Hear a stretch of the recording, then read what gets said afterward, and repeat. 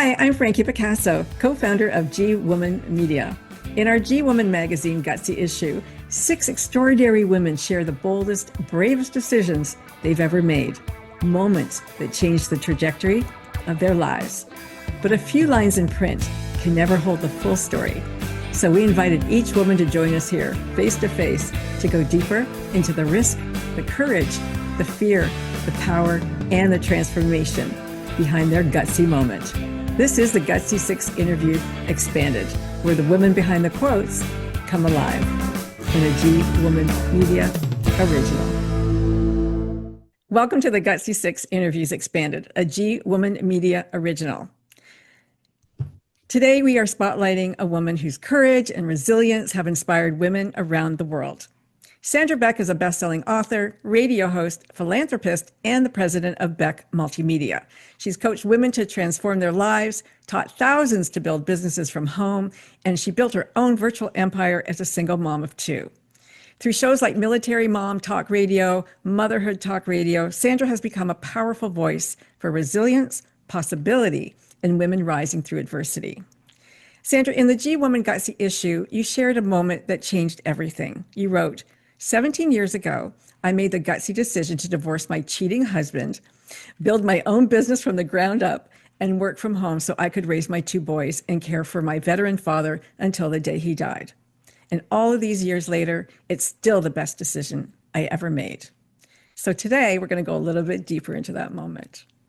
So take us back to the moment leading up to that gutsy decision, the moment that you knew that life had to change.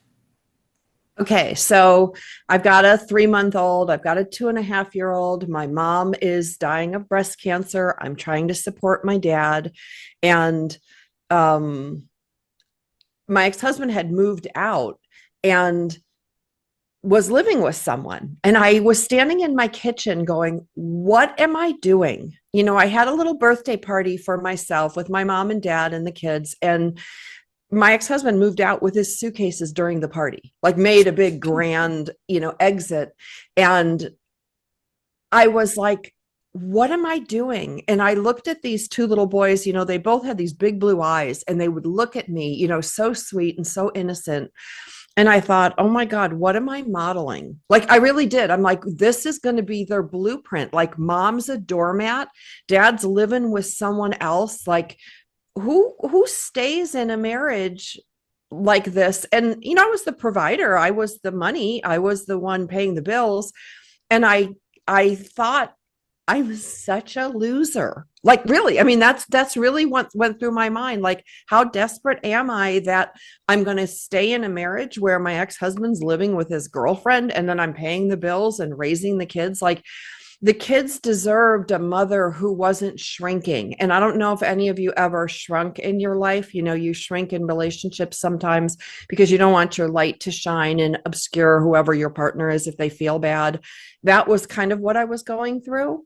And I thought, I can't shrink anymore, Frankie. Like, I would have to disappear to shrink anymore at that point. It was the lowest point of my life. And I went to the first divorce attorney and he was so rude. He's like, all you women are the same. You say the same thing. Oh, I didn't know who he was when I married him.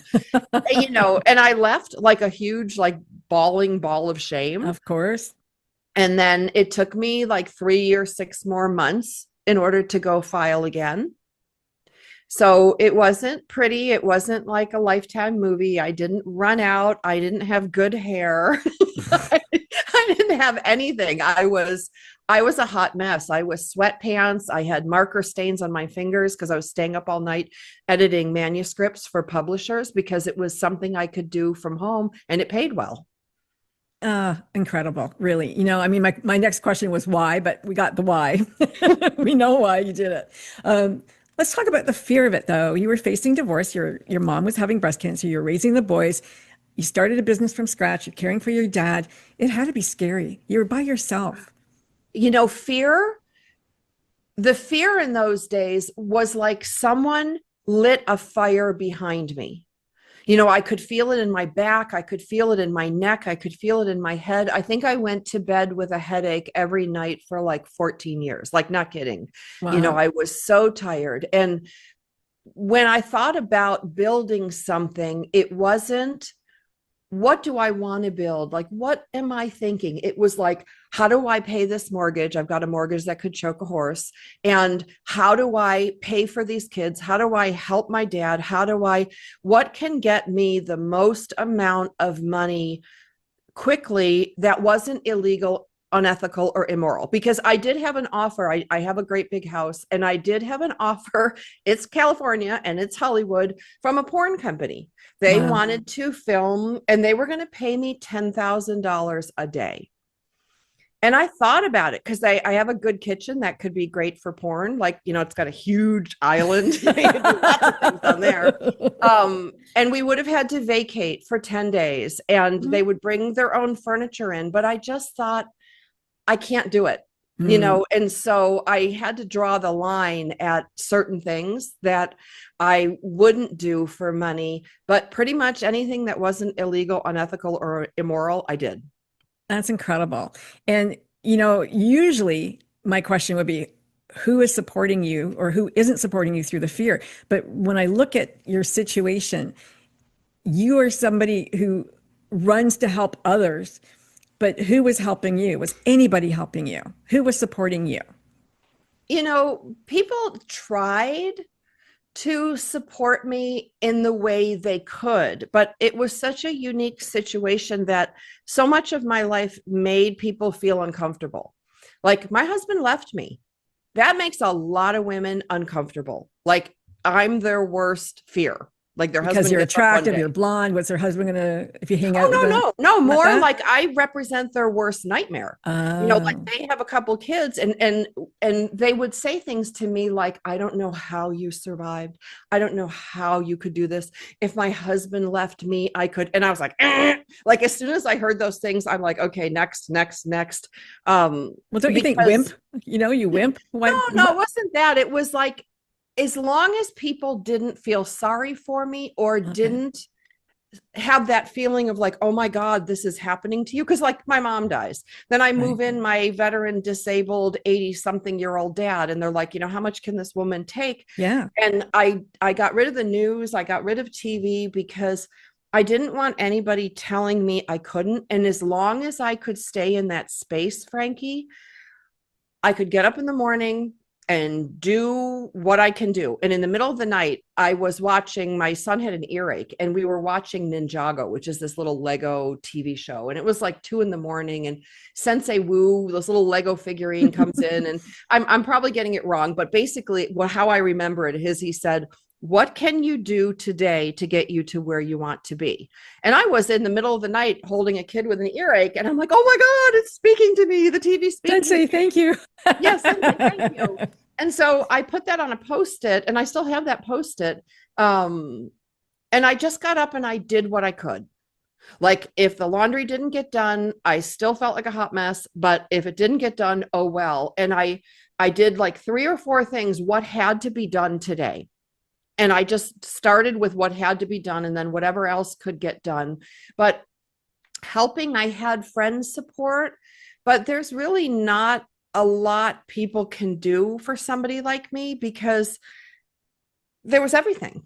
Yeah, you were looking after just And everything. it was 12, 15 years of craziness, until my dad was fully in a bed. Then that was easy, because then, he had dementia. He wasn't getting up in the middle of the day, sitting in the hot tub when it's 54 degrees out. My kid couldn't get him out of the hot tub. And I'm like, Dad, he's like, your hot tub's terrible. It's cold. I'm like, first of all, it's not on. It's the middle of winter in California. Like, get out. And there was a lot of shame. So there was a lot of things I wouldn't ask help for, because at one point, the air conditioning wasn't working. The pool was green. The yard was overgrown. The garbage disposal didn't work. Neither washer or dryer worked. And, I was like the Beverly Hillbilly living in this big house, and I couldn't afford to heat or cool it. So we lived in my master bedroom, the kids and I. So there were a lot of things that in those days caused me a lot of shame, because people would come into my house like for a birthday party and go, oh my God, you should. Yeah. You should. Yeah, you you should should. buy an armoire. You should. Well, you know what? If I had the money to buy an armoire, I'd buy an armoire. I think women listening to this right now are thinking, My God, how resilient are you? What an amazing mother were you? How incredible were you? Honestly, that's what I'm sitting here thinking. So, and I know that you're incredibly brilliant. After you made the decision, or it was made for you, Yes, it was made for me. you rebuilt life. And so Yes. you said you took on manuscripts, but I know that you built Beck Multimedia. You Oh, built this company. So talk about that. Talk about the rebuilding. What did that life look like? that life looked like calling everybody I knew under the sun and asking them what are their hopes and dreams, and then finding a way I could help. So if I needed to build a website, I'd build a website. If I needed to write your book for you, I'll write your book for you. If I need to coach your team, I'll coach your team. If I need to produce 2,500 bound books, which I sat in my kitchen with the binding machine and bound those suckers because I could do it for $2 a book less than Kinko's would do. Like I would just talk to people. And so when people asked what I did, my company did everything. I did QuickBook entries for people, anything. Frankie, if I went to your house or talked to you on the phone and you said, oh, well, I'm doing this. And I'm like, I can make ads for you. I can.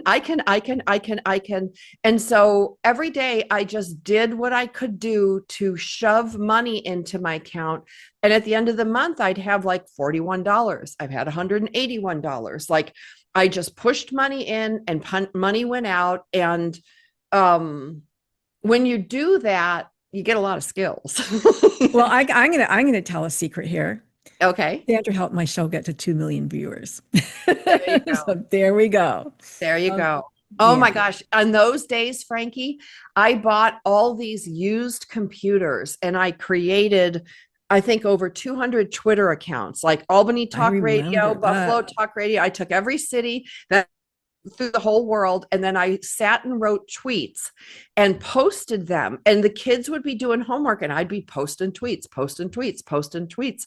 And it worked, It was brilliant. It was you know. brilliant. Yeah. But I had 11 little Toshibas, old Toshibas, all lined up, and they had, 50 different Twitter accounts on this one and 20 different Twitter accounts on that. And I was just blasting the community. And people, if you write a good ad, Frankie, and you have a good show, it's like, if you're wondering how to survive as a single mom, listen to Frankie Picasso and put a link. I ran that link for you like probably 1,500 times in a month. Wow. And it Wow. was It's just incredible. copy and paste, copy and paste, copy and paste. There was no fancy programming. There was no, I just had Word docs and Excel sheets. And then I would copy, paste, hit, copy, paste. And I would run. They were on the kitchen table. So imagine 11 of them. And I would go from one to one to one to one to one. And I got really good because I would make these sheets of tweets, like 500 tweets. And I would do some dishes, come back, tweet, tweet, tweet, tweet, tweet, tweet, tweet. Because I was tweeting for, I think, 30 people at this time. Yeah. Wow. That's incredible. I mean, you do what you have to do. That's I mean, right. that's the power of being a woman. So 17 years later, we're Yep, looking back now, your kids are very successful. They're both in university. they are. Congratulations on getting Thank them you. there. They had something to do with it, but Yeah, they did. But you were a good mom and they had your smarts too. So that gutsy moment, when we go back to that gutsy moment and we're looking forward now, at the creator that you become today, how would you say that moment shaped the woman leader that you are? oh, never, never quit.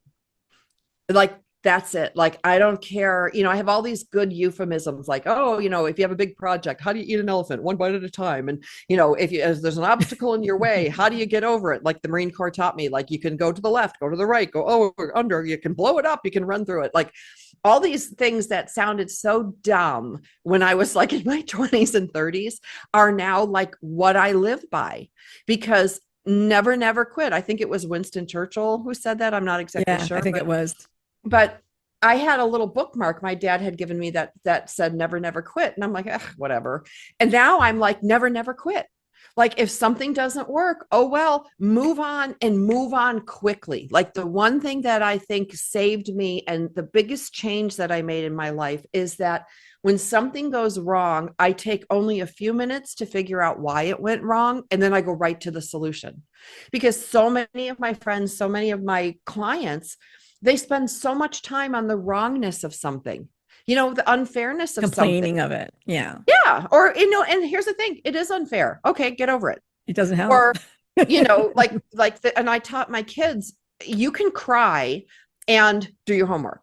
You can be mad and clean your room. Like one thing doesn't exclude the other. So if something's wrong and I'm embarrassed because I made a big mistake, I can feel embarrassed, but I can still get back to work and try something else. Like that was the biggest aha, that those things, two things can be true. You can be embarrassed, humiliated, and full of shame, and you can still sit down and do your work. Right. Wow. So is that the message that you want to share with women who are standing at the edge of their own gutsy decision? Shirley, what would you like to say to them? Just keep going. Like it's really that simple. I know, it's not easy to do, Right. but it's really simple. Like if you can't like do something, like if you don't have a job and money's not coming in, clean your kitchen, do your laundry, and then make some phone calls because you'll feel like you accomplished something. Ask, keep going. Do you know how many people I asked for help and how many people said no? Like, do you have any work, your company, do you have anything? No. I'd like to do this. No. I had this idea for no. And no can be, no, I don't have the money. No, I don't have the bandwidth to think about it. No, I don't like the idea. But I will say something. So many of those no calls months later came back, I was thinking about what you said about X, Y, and Z. Let's talk about that. Yeah. So no doesn't mean no forever. And no just means no for the moment. Not right now. Yeah, keep going. And no's do turn to yeses. I mean, you have to put a game to that. I mean, you're going to get 9 no's and 1 yes, 9 no's and 1 yes, maybe, right? Right. Or 99 no's and or 1 99 no's and 1 yes. And all you need is one. I mean, when you look at what you did, and you were an entrepreneur, you worked for yourself, you figured it out. But really, the essence of it is that you found a gap, something that was missing in a service industry, and you filled that gap for people. That's and it. that was really the secret, right? Yeah, right. I mean, and just have no ego. Like I said, I sat there, printing off on this printer so many copies of this book and then binding it and putting the glue on, and I have an MBA from Northwestern. You know what I mean? Like I have a high advanced degree. So actually I have an MSA, not an MBA, but the idea that I'd be stapling or binding, that's a menial job. And it's like, what, that menial job kept the lights on, kept food in my kids' bellies. Like those things they're priceless. Absolutely. You're absolutely incredible. Amazing. Thank you so much for doing this interview with me today. This has been a Gutsy Six interview, expanded, a G Woman Media original for the gifted, genius, game changer women in you.